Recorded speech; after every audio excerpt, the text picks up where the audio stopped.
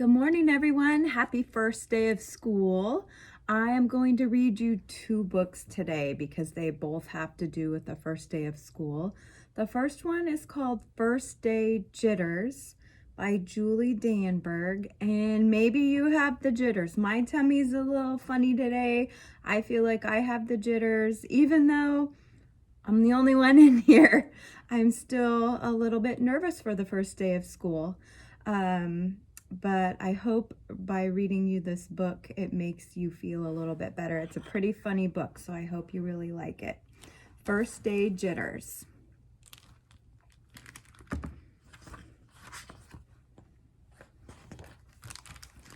Sarah, dear, time to get out of bed, Mr. Hartwell said, poking his head through the bedroom doorway.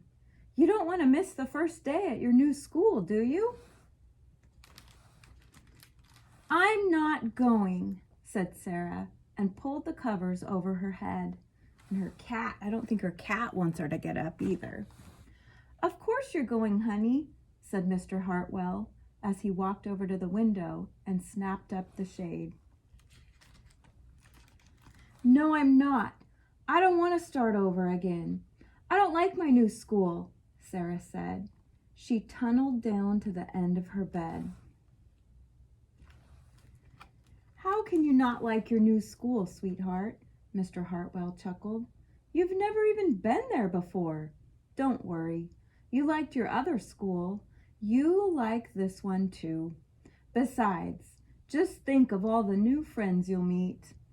That's just it.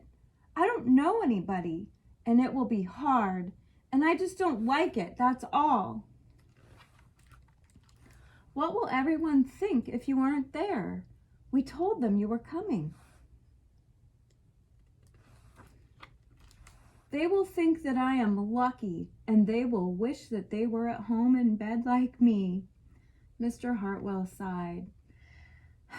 Sarah Jane Hartwell, I'm not playing this silly game 1 second longer. I'll see you downstairs in 5 minutes. Sarah tumbled out of bed. She stumbled into the bathroom. She fumbled into her clothes. My head hurts, she moaned as she trudged into the kitchen.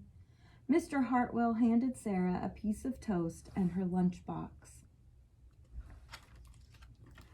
They walked to the car.